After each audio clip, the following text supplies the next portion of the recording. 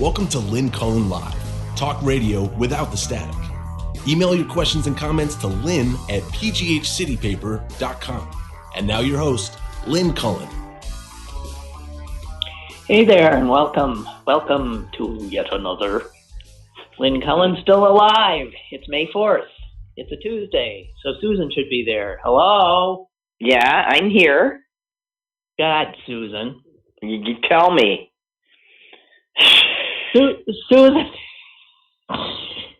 Susan's waiting for her third grandchild to enter this world. I decided, Susan, that this child is on strike. Yes, and no, in fact, is smart. This child is aware of the world it's coming into. And frankly, I was thinking of back in the 60s, the chant we used to do during the Vietnam War. I think this little baby is saying, hell no, I won't go. Perfectly happy where it is, floating around in amniotic fluid. How overdue is this kid now? 8 days. God. Which wouldn't be bad, but we thought she was coming early because she's been having early labor, and then she just stops. So I've been locked up for a while now. And it turns out, one of the things that we learned, it turns out that I'm well suited to solitary confinement. And what is that? Why is that? Well, because you are. Because I'm doing okay. I do miss an occasional trip to the grocery store, but it turns out that's my only required socialization. So we should say that Susan is under lockdown because her daughter wants her to be able to help with the baby, but there's concerns about, I don't know, everything. COVID, everything. Any bugs that are out there, and if a neonate, a new baby, spikes a fever, they get hospitalized, and they don't want that to happen in the time of COVID. They don't want that to happen at all. They certainly don't want it. But this is not new. I mean, when my first grandchildren were born, I had to get all sorts of new vaccinations and all sorts of things to be allowed near the baby. Well, it's a wonder any of us survived. It is. Well, but I will remind you that our mothers smoked and drank, and I spent my whole first year in the hospital. But you see, you don't remember that. But Bill was in kindergarten. And he was bringing everything known to man home to the house. And I was a brand new baby, and I was hospitalized several times during my first year.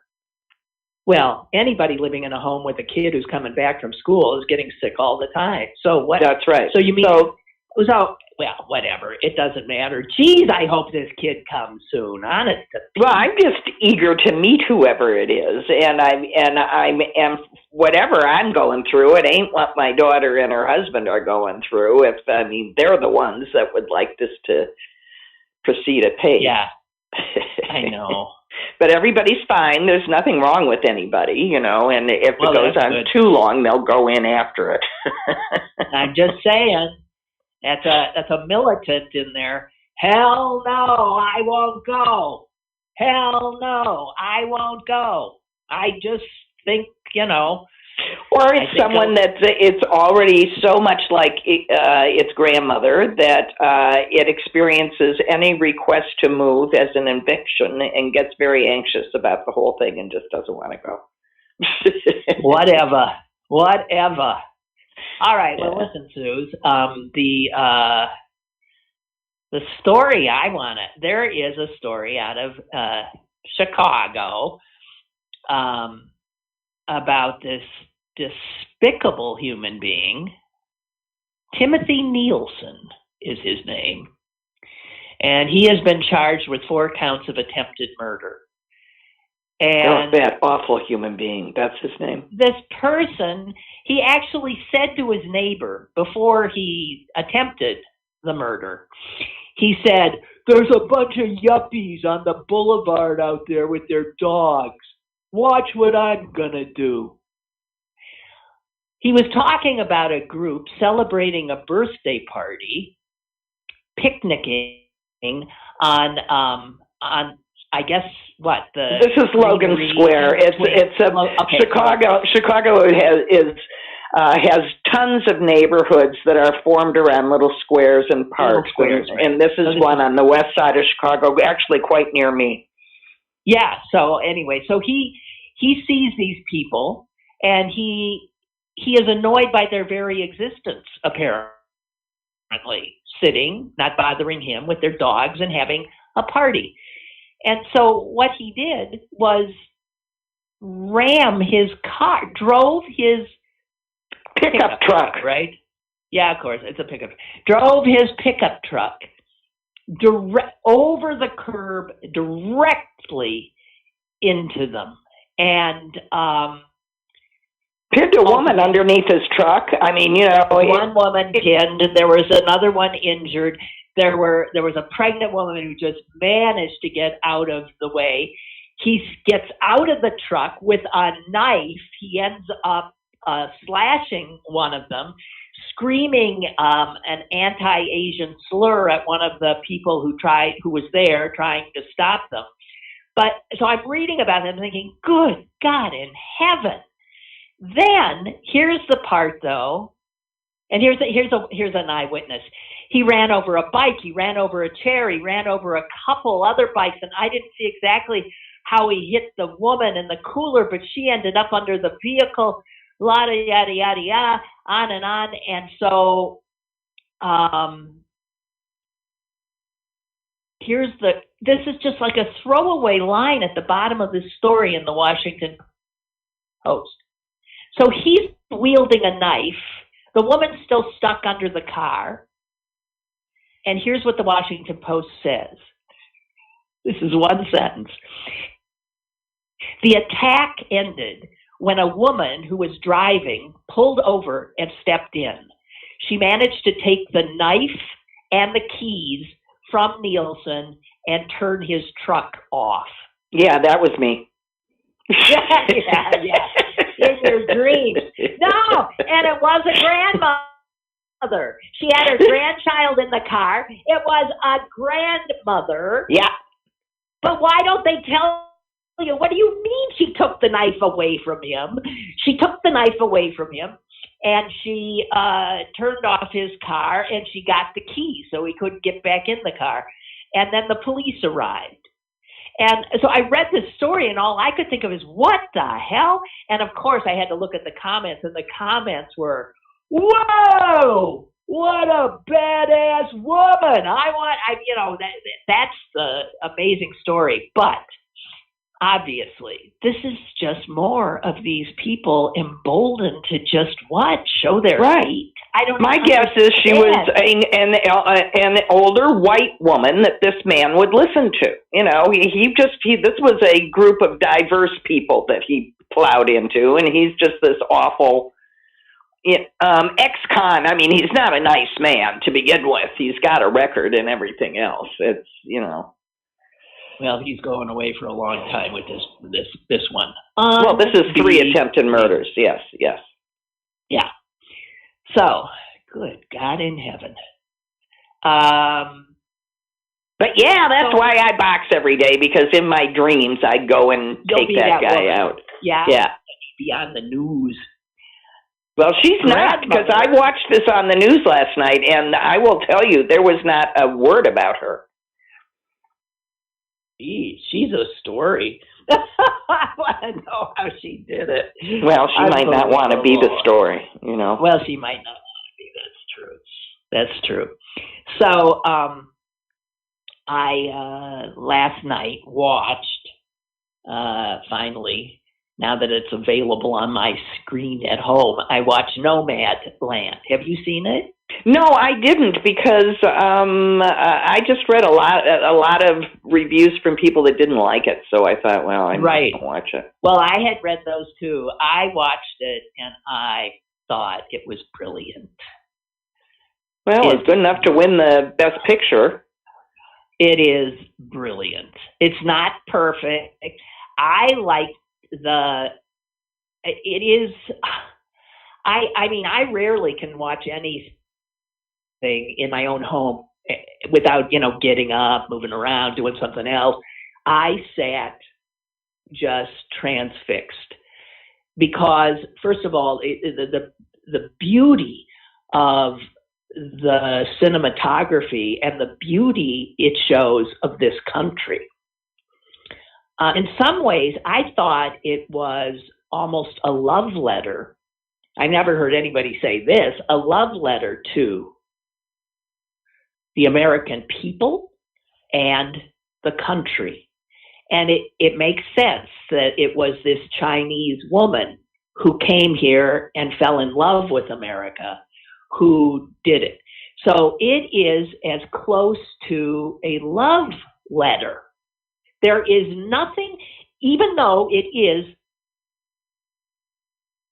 not a political movie, even though it shows, the Americans who have been displaced to the point where they're living in vehicles and creating, a band of nomads who go from job to job. They work at an Amazon warehouse, and then they go and harvest beets in North Dakota or wherever the hell they were, and instead of it being a polemic about these people, it celebrates them. And I was blown away by that. The celebration of Americans who don't have it all, but who band together and who take care of each other.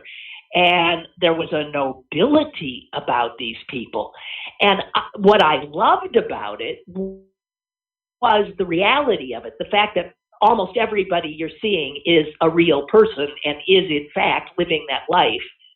And so it's almost like a documentary. And I loved the documentary whenever it sort of pulled away to create a little bit of a story, where the Hollywood part came in. I often had trouble and didn't like it and found it, oh, come on, that isn't right. But as soon as it got back to documentary, it felt right again. It was, I thought, extraordinary. I really thought extraordinary. You watch that.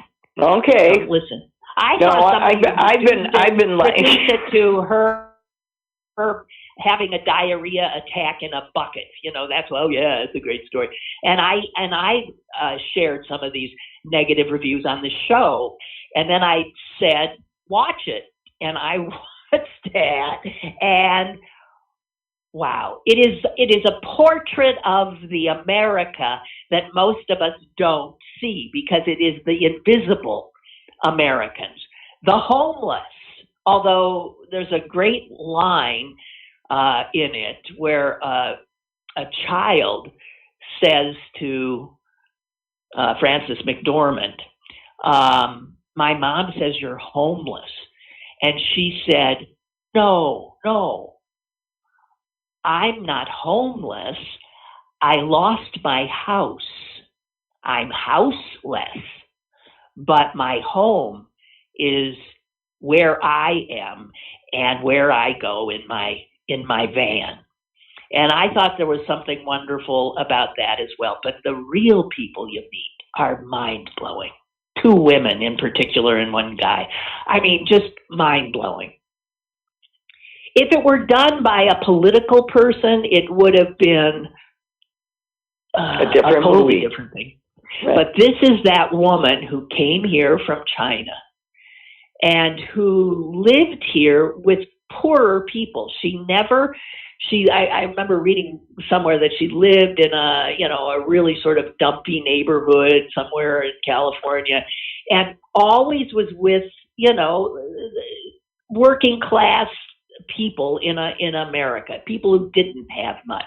And she fell in love with them, and she fell in love with the expanse. That's the other thing, the expanse of this country and its physical beauty and the kindness of its people.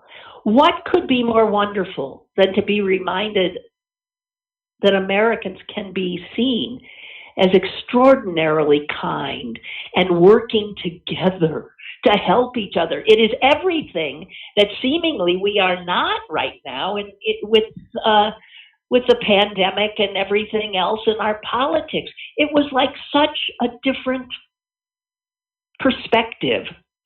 And maybe I'm romanticizing it, but I just found it brilliant, except when it wasn't. But brilliant. Except when it wasn't. Well, I'll try and watch it.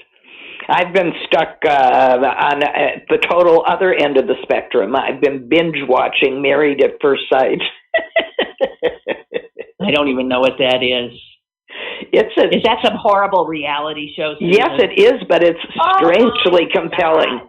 It is strangely compelling. It is a group of mental health professionals and sociologists and other sorts of people get together, and a bunch of people apply, and if they match as many couples as they think actually match. Some say they get hundreds that apply. Sometimes there's three couples. Sometimes there's 5 couples in a season. And the these thing people, is, they got to get married. They get married at first. They meet each other at the altar, and they're married, and then they've got 2 months to decide whether they're going to stay married or get divorced. And it's amazing. I mean, these are generally people that really want to get married and aren't having any luck finding anyone to marry, and think, well, arranged marriages work all the time. Let's see if this works. And it's an extremely interesting social experiment to sort of watch. Yeah, but here's what you want it. Yes, but you're watching it through the filter of cynical producers who are creating a show. Right? Yes, you are. But the interesting thing is that actually becomes an issue. That becomes an issue. I mean, in the season I'm watching now, one person in particular can't handle the fact that there's cameras on them all the time, and it ruins everything. Sure. So it's actually it's not as reality show-ish as other reality shows, because these people are actually trying, for the most part, to see if they can make this work. And I don't know, I find it strangely, I know it's stupid, but I find it rather compelling when I'm locked up in my house to watch all these other people struggle with real lives together. Yeah. All right. Well, there's a cornucopia of stuff that is available to us, depending on one's mood and needs. Well, I don't know. I find the whole thing very interesting, because these people are from different cultures, different races, different, put together for different reasons, and it's really interesting to see how the cultural differences play into what people bring into this and their attitudes. It's just, I don't know why it's so interesting, but it is. I just want to say one more thing about it, though. There is a relatively small pool of people that would agree to such. Oh, yeah, and believe me, that's an issue too. And that's the camera part. It's not just it's the camera. There's people that want to be on a reality show. You bet. Yeah, and there's people who just want to be famous and have people look at them. Yeah, that's also an issue on this on the season that I'm watching. That's the complaint of a spouse, that they weren't there for real. They were there because they wanted, likes and views and all that sort of stuff. Yeah, they wanted, maybe get lucky, create a brand, right? Right. So there's all that going on. So, hey, I got to tell you, tomorrow there's a big thing happening, and it's when this thing called the Oversight Board, which is something that was created at Facebook's request. Right. And it's unclear to me if somebody can find something that tells me how many people are on this board. They are from all over the world. They are, I think there's a former Danish prime minister or something on it. There's a Nobel laureate. The company, Facebook didn't have a hand in picking who is on the board. Oh, it's 20 members, 20-member board. And whatever they rule is binding on Facebook. Tomorrow they will let us know whether they have decided that Donald Trump will be allowed back on Facebook or not. And I got to tell you, if they allow him back, God help us. God help us. My only hope is that these 20 people will have hammered out a good, I don't know. We'll find out tomorrow. We will. I think it's very interesting what's happening to Liz Cheney, and that that we're in this position of finding Liz Cheney as the only honorable Republican left standing. Pretty much. Isn't it something? And, she is, her politics are so they make me break out in hives. But what it shows is that, yes, she sees what has happened, is happening. I think it's a done deal. What has happened to this party that she and her family have been wed to and have been leaders of, and she simply cannot and refuses to tolerate it. She looks impressive and brave as hell. She does. Clearly willing to lose her seat, which could is the proper thing to do. Yes. She alone, almost, as you say, is doing that. I read a piece by a guy named Michael Gerson, who is a Republican opinionator. What's that? That's Ernie. What do you mean that's Ernie? That's Ernie howling. Oh, so he's so far away that it didn't sound like a howl. It just, oh my God. Oh, for God's sake. Okay. Yeah, now I can tell it's Ernie. So this guy Gerson writes the most scathing column. Can I read some of it? Because I particularly enjoyed it. Thank you. While Ernie howls, I will read. Ernie's done. Oh, too bad. Okay. He says, the Republican Party is increasingly defined not by its shared beliefs, but by its shared delusions. This is a guy who also now will not be able to be a member of this party, nor will Liz Cheney, nor will anybody, because he goes on. To be a loyal Republican, one must either be a sucker or a liar.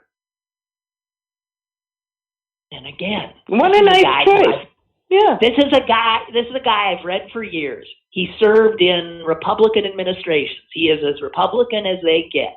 And here he is saying, if you want to be a Republican in good standing, you got two choices: be a sucker or be a liar.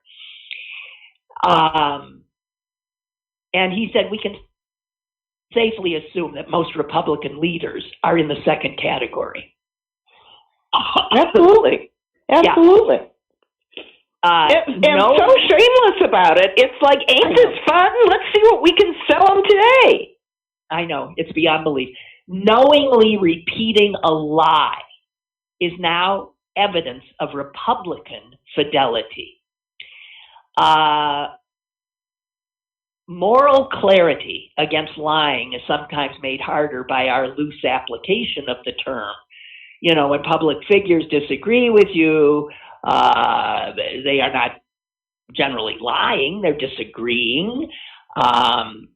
it doesn't mean they're lying. And he quotes late Senator Moynihan. To preserve the meaning of words is the first responsibility of liberalism. And I got to tell you right there, both the left and the right are failing in this country now to preserve the meaning of words. Anyway, precisely because principled disagreement is essential in a democracy, we can't attribute every difference to deception. So he's just making a little, you can equivocate, you can dissemble, you can palter, mislead, prevaricate, fib, or perjure. There are mortal lies and venial lies, cruel lies and merciful lies. But the context for Trump's lies,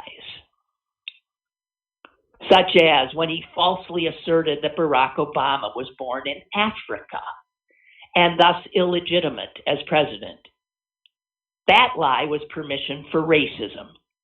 When he claimed he saw Muslims in New Jersey celebrating on September 11th, it was a vicious lie to feed anti-Muslim prejudice. But the lie of a stolen election is the foundational falsehood of a political worldview. Believing it requires Trump's followers to affirm the existence of a nationwide plot against him and his supporters, a plot led by ruthless Democrats and traitorous Republicans and ignored or endorsed by the court system and a complicit media. And then he goes here, listen to this. In the 1930s and 40s, was it plausible that the democratic leaders of Weimar Germany had stabbed their own country in the back and betrayed its people? Or that an international conspiracy of Jews was controlling all world events? While Trump's lie is not the moral equivalent of fascist propaganda, I disagree, it serves the same political function. And that's why it's just as bad. That's right. That is just as bad. It is a founding lie, a foundational lie whose only intent is to get rid of messy facts and evidence. It is designed to replace critical judgment with personal loyalty. It is to encourage distrust of every source of authority opposed to the leader's will.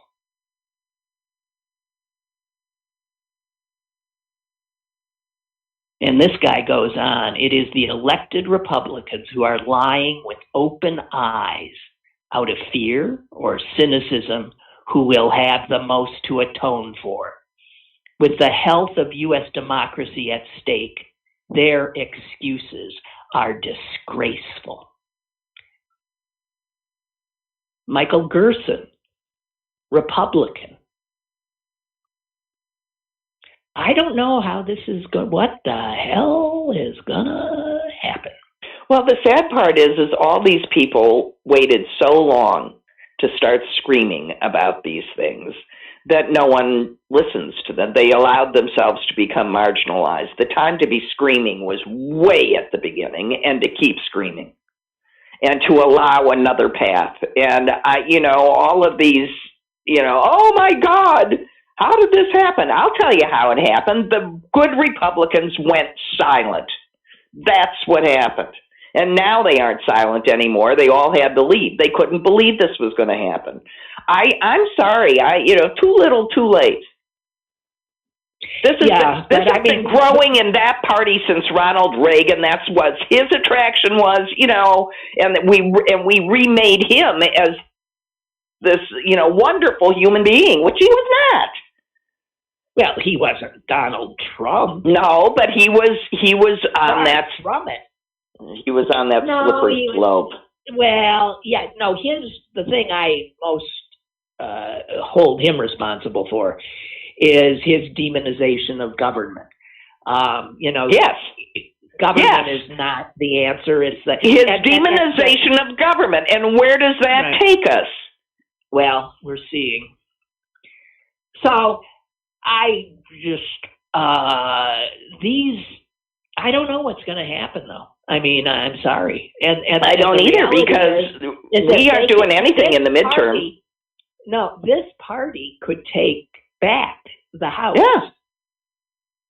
And when I see like in white fascists, and when I see what the Democrats are putting up, for example, in Missouri, where Blunt is not running again, and who's stepping up to be the Republican nominee? Well, I know your disgraced former governor. The governor that got kicked out. Sex scandal, yeah. The sex scandal, and that was just the tip of the iceberg. He's just one of these behind the, But wait, so who are the Democrats putting up? Well, there are 5 people that have thrown their hat in the ring. Let me just say, I'm pretty into Missouri politics. The only name that I recognized in any way, I recognized because he's the child of the classmate of my children in elementary school. And he's just a 37-year-old, never had any experience whatsoever in government. Wait a minute. He can't be the child of one of your children. No, he's a child of some. He's a guy that went to school with my kids. He's a child of someone of the parents that I knew. He's just so a 37. He's their age. He's young. He's 37. Okay. And and with no experience, there's 3 other guys like him, no experience in government, no name recognition whatsoever. This is what happens. Wait a minute. This is what happens, Susan, when you have a state that has gone totally red. There are no Democrats with experience. Your legislature is overwhelmingly Republican. Your state government officials have been over. How does a Democrat get any power or position in the first place in a state like that? I don't know. And Claire McCaskill is just happy as a clam not to be involved anymore. So, and I don't blame her. All right. Yeah, it's worrisome. Yeah. Hey, obits today. I just have one little quick thing. It's not the whole obit. It was in the local paper, and it was the untimely death of a lovely-looking woman of 52, and it just said that she had passed away after a brief disagreement with cancer. Oh. Isn't that interesting? Mm-hmm. It's an interesting locution, and it was a welcome from not, the usual courageous battle. Yeah, right. Fought courageously to the end. Yeah, right. But a brief disagreement. Yeah. It's not strong enough for me because I wouldn't say it was a disagreement, but yeah, whatever. I appreciated that. We've got a number of callers, so we better get moving here. Hello, go ahead, please. Hi, Lynn. Hi, Susan. Good morning to you both. Hi, hello. By the way, I would agree with Susan. Well, first of all, the quote good Republicans unquote were not only silent; they were in most cases complicit. They stoked the anger and used the code words and fed the metaphorical red meat to the irrational base in order to win elections, because their actual policies wouldn't win over more than a tiny segment of the American electorate. Right. So they had to stoke anger, fear, and racial resentment. Yeah, that's the game plan. That was the game plan all along, and it simply grew out of their control. the inmates began running the asylum. I agree with Susan that the GOP was immensely successful in whitewashing Ronald Reagan's administration. His administration ignored the AIDS crisis. There were members of his cabinet who mocked the AIDS victims when it was early on simply known as gay plague. Backed right-wing death squads in Central and South America. Those friendly folks who massacred nuns and threw priests out of planes. Oh, excuse me, helicopters, to be accurate. Perpetrated the utterly unconstitutional, illegal, Iran-Contra affair, where he was supplying arms to Iran. That evil rogue nation of Iran, whom all great devout patriots utterly despise, but whom Saint Reagan sold arms to in exchange for hostages. Do we recall that?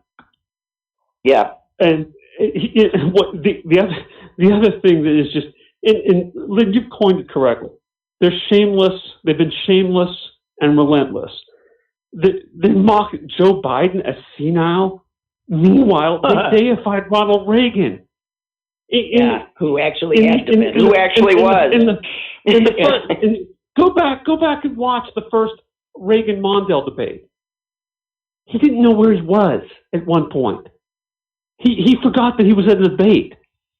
He was gone. And they deify him. They want to rename, some public space in every town in America after Ronald Reagan. But then move. Let's get off of Reagan because this is such ancient history. Well, let's go to the categories Gershon mentioned. I guess I'll add a third, which is utter kook. You're either a liar, a dupe, or a kook. When Mitt Romney, or all three, when Mitt Romney, or maybe a degenerate like Matt Gaetz, Gaetz. Yeah. Gates. Excuse me. Hey, you know what's funny about that? Because the QAnon crowd's always talking about pedophiles and they're Democrats. They're totally silent. Pedophiles are always Republicans. Oh, what is this from? Two of theirs. Don't you understand? He's being framed by the deep state. That's a frame up by the deep state. When they booed Mitt Romney and called him a communist, Mitt Romney, when the embodiment of so-called vulture capitalism, a leveraged buyout specialist. Yeah, that's a commie for you. His father was the CEO. Archetypal commie in my book. Yeah. Listen, we're dealing. Look, our opportunities for outrage and disbelief. Yeah, we're dealing with a demented, crazed. And this is why I'm so scared, because I don't know how you deal with over a third of the nation who's gone crazy, cuckoo crazy. It's really a problem because if you just bring it down to people in one's own family who you might actually love and care for, and they're spouting this crap, and they risk their lives in so doing. I mean, they might not get a vaccine because that's part of the crap. Look at these people idolize. Donald Trump looks like a buffoon. He looks like a buffoon. If this was your leader, if this was your great uncle or grandfather, you'd say, "Look, we got to talk." You look absurd when you go. That's to your eyes, to my eyes. We can't believe it. They see this godlike figure. Believe it or not, that's how crazy. And they will follow his word. And all of these Republicans who want desperately really to be rid of him, genuflecting at his feet. The display is so it's just frightening. It's frightening. That's all I want to say. I'm just scared because I don't know how you get out of this. I don't know what you do. What we get, we'll have after everybody gets vaccinated. We'll have free lobotomies for Republicans, and paid for by the government. Republican lobotomies. Just go to your local hospital and sign up. Hey, we got other callers, so I'm going to have to let you go. Bye. Take care. Bye-bye. Thank you. Okay, who be next? Well, that was worse than being on the phone after Blovius. So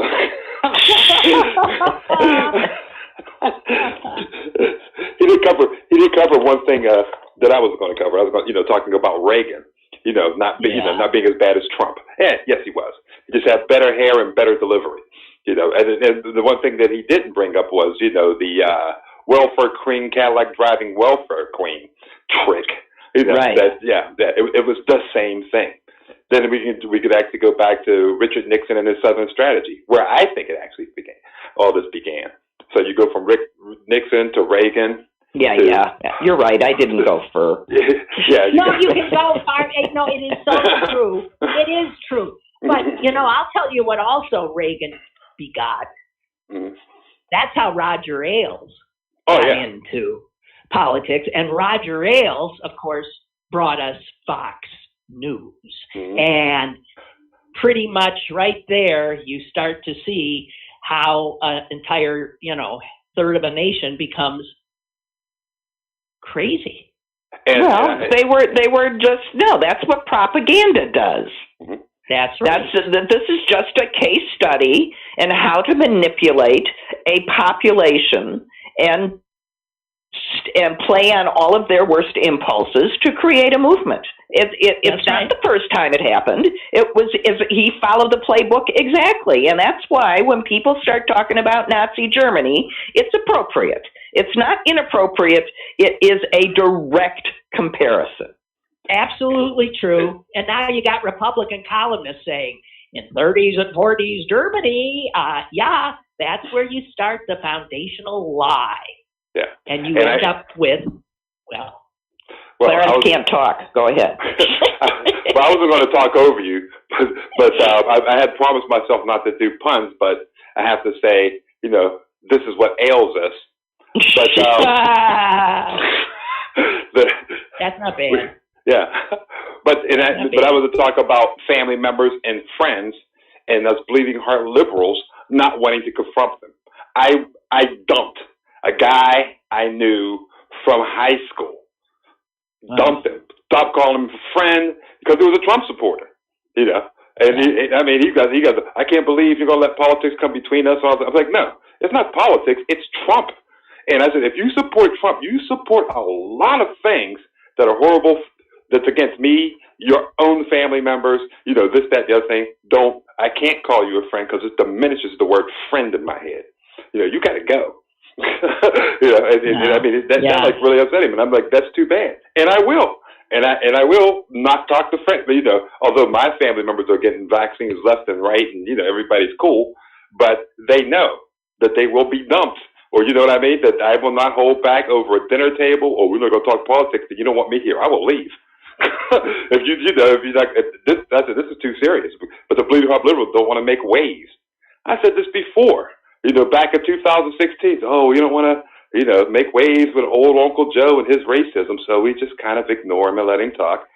Same problem you're talking about the Republicans not making waves, in the beginning. So were the Democrats, because they didn't want to, upset old, Aunt Mabel.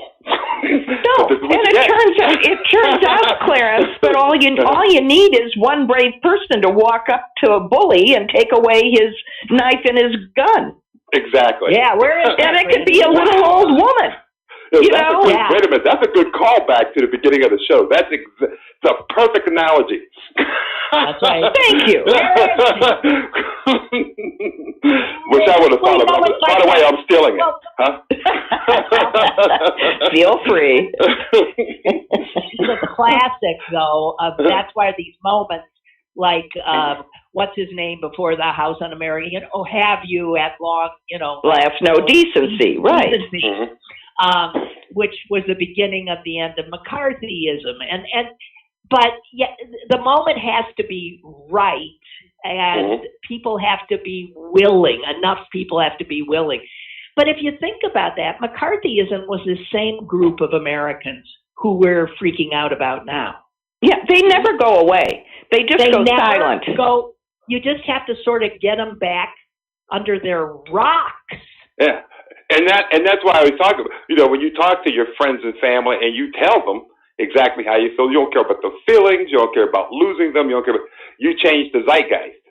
It's basically, you make them, you make being against them the cool thing to do because they're followers. You know what I mean? They need strong leadership, and if you let the wrong leader lead them, you're going to have a problem. That's right. Yeah, that's right. And most of them, and especially when I look at the people in my own family that would fall into this category, they are basically a bunch of chip on their shoulder, insecure folks who think they should have gotten more out of life. Yeah.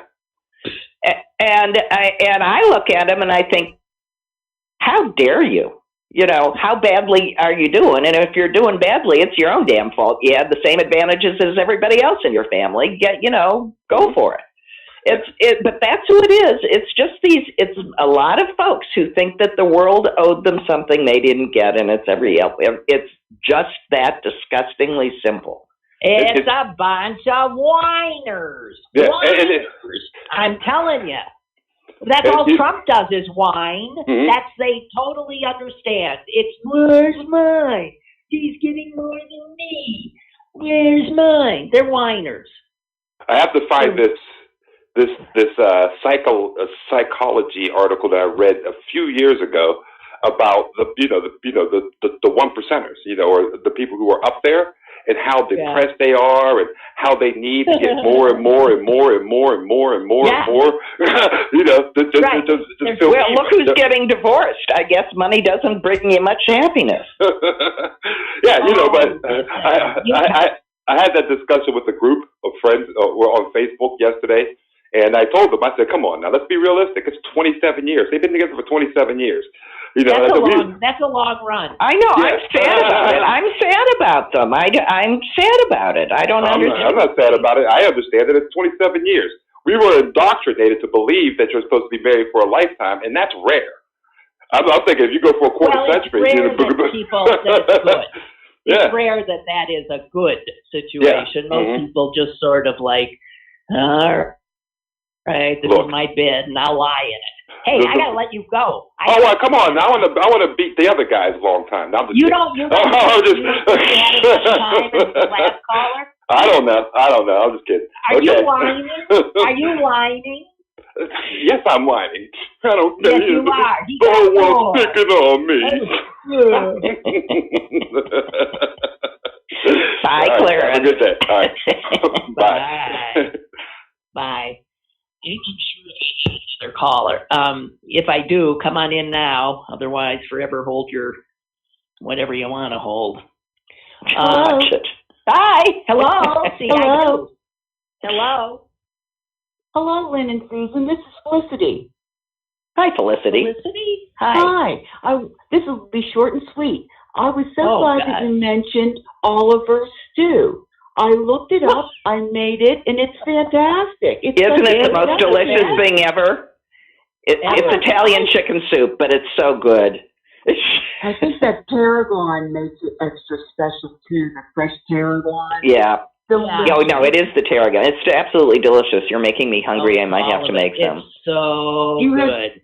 Do you have any other recipes that you know are tried and true and delicious?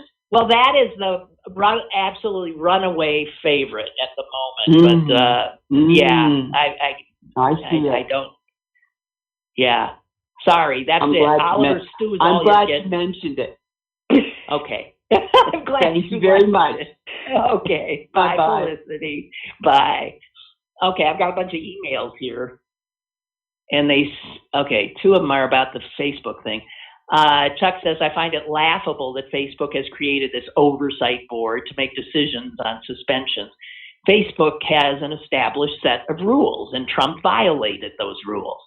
I was once suspended by Facebook myself for posting a very artistic, semi-nude photo in a private photography group, and I was suspended for a month. What Trump did was far more objectionable. By the way, Trump's Facebook account is still active. The last post was January 6th. You can still visit his Facebook page. I would also argue that giving him back his account would be very bad, but not as bad as giving him back his Twitter account. I think Twitter banned him for life. That's my memory, but I don't know. Brooke writes, for all those saying that Trump's suspension from social media is an assault on free speech, the First Amendment is there to protect your speech from the government, not to protect your speech from private organizations like Facebook. When you sign up for Facebook, you agree to their rules and their penalties. If you violate them, you suffer the consequences. I think Facebook has opened a can of worms, which will be very hard to close up again. Well, it's right because they had an exception. Their rules had an exception for political speech. Yeah. They said they weren't going to police it, so they said, go ahead, lie, propagandize, do whatever you want. Yeah, they cut out a whole exception. But it is right to remind people what the First Amendment says and who it protects you from, and it's the government silencing you. I'm totally within my rights to shun anybody all I want and to just shut them down. And that's what each of us can do. For example, on Facebook, when you unfriend somebody, what do you think you're doing? Well, but individual people are loath to do that. You know, we prefer somebody culling for us, right? And I mean, yeah, we all have the right not to get on Facebook in the first place, not to get on Twitter, not to unplug ourselves from this swamp. We have another caller. Hello. And then Susan, this is Ella. Hi, Ella. And hello, I wanted to say a quick prayer. May the force be with you and your new grandchild be delivered in God's time. Yes, thank you very much. Amen. We're counting on the fourth being with us. Okay. Thank you. And one other thing, I heard you talking about the Nomads, the movie. I haven't seen it, but I did have an idea when I was in the Family Dollar. Wouldn't it be nice for the people out there that don't have a family and no clue what it is to be a child and to get something going? I'm sorry. You know what? Yeah. I'm sorry. I didn't. What do you mean? You mean to start to just buy something for people that are in need and get it out there? No. I would say for the people that don't have a family, we're going to gather here at the Family Dollar, and they're going to support us, and just see whoever else corporations out there want to support them and bring out the best in those children that never had a chance. Yes. I think anything that we can do to support each other in righteous causes is good. Right. Yeah. Yeah. I do. Okay, thank guys. you, Ella. You're welcome. So long. Thank you, Ella, and thank you for your good wishes. You're welcome. Bye. So Barbara sent me a Tom Hartman column in which he agrees with me about Nomadland. He says it's brilliant and a wake-up call. But he was moved by the same thing. And he's a very political person, so he would approach this in a different way than the director and writer. The woman who directed it also wrote the screenplay. Mm-hmm. She based it on a book that was written by a woman named Jessica Bruder, who actually spent God knows how much time in a camper van, and she tried to live that life over 3 years. Over 3 years she followed these people and lived with them, and that's where so it was from her book that Zhao was able to then create the screenplay. It's really wonderful, wonderful. Yeah. So, as I said, not focusing on all the negatives that it clearly suggests, like there must not be a social safety net in this country. How can somebody who works their entire life not be able to have nothing, zero? Good people, strong people who, a husband has died, and things have happened, and it's just, it's amazing. And I would go for the real characters. That is so amazing. I want to point out that the big news locally, and also it's a pretty big story in the New York Times today, is the fact that Tree of Life Synagogue here will be redone. It will look from the outside much like it looks today. Those iconic windows will be kept, but everything else is going to be very different. And what's amazing is that the architect who's going to do it is, you can't ask for somebody better. He's the one who won the global competition to design the World Trade Center site after 9/11. He also has built the Berlin Holocaust Museum. He is the son of Holocaust survivors himself, who were brought here by the Hebrew Immigrant Aid Society that helped so many after the Holocaust find a place either in Israel or the United States or wherever. They brought his family to the Bronx, and it was that same group the Tree of Life was partnering with on some program, because they're still active. And it was the killer who saw the Tree of Life. That's why he picked this site. The Tree of Life was working with this immigrant group that was bringing these hordes into his country. And that's why he came here to Squirrel Hill and blew all those people away. And for this guy, it resonated so much because he had escaped to this country with his parents and thought he was safe again. So for him, it was way too close.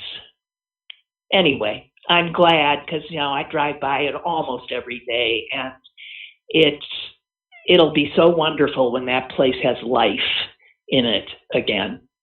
Because it's been 2 years, and it's over 2 years, 2.5. It needs to be. But it needs to be the Tree of Life again. Yeah, the guy has still not had a trial. What the hell's with that? I don't know. Your other guy, the big case of election fraud in Pennsylvania, however, was found guilty.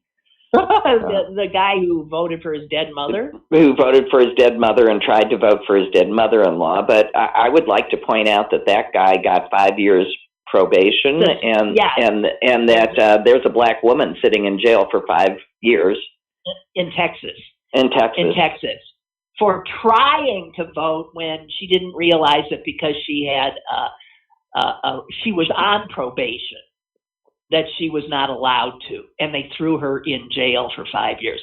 Although, I don't know, she had an appeal, her last appeal. I don't know how it went, but she hasn't been winning anything. Can you imagine? You're a black woman who probably voted for a Democrat or tried to. You're in jail for 5 years. You're this white guy who cast illegal votes for Donald Trump in Pennsylvania, and you get to apologizes nicely, and okay. That's we'll okay. Forgive That's you. enough. Yeah. God. Well, Susan. Yeah. I just want to say, I keep waiting for you to tell me. Okay, well, that's part of the issue. I can't call anybody because everybody thinks that I'm calling to tell them something. So I'm just, hunkered down. No. You can call me. I'm not going to think that. But you can text me, as you said, and I'm thinking I'm going to get a text from you in the next 48 hours. Your mouth to God's ear. Yeah, well, that's hardly going out on a limb, for God's sake. No. God. Okay. Well, thank you very much. That's right, but I'll leave you with one thing that I like very much. It's a good idea for a gender reveal party. You hand out envelopes. If it's a boy, there's $1 in it. If it's a girl, there's 72 cents.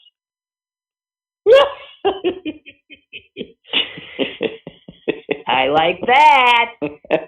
Goodbye. Yeah, nobody dies. Okay, bye. Bye. Okay, guys, I'll talk to you tomorrow. Bye-bye.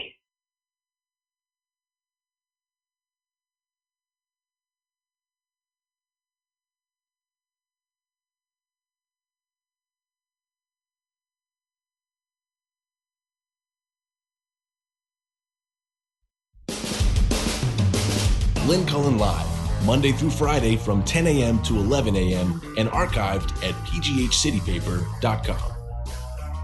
The opinions expressed on Lynn Cullen Live are those of the host and do not necessarily reflect the viewpoints of Pittsburgh City Paper or its advertisers.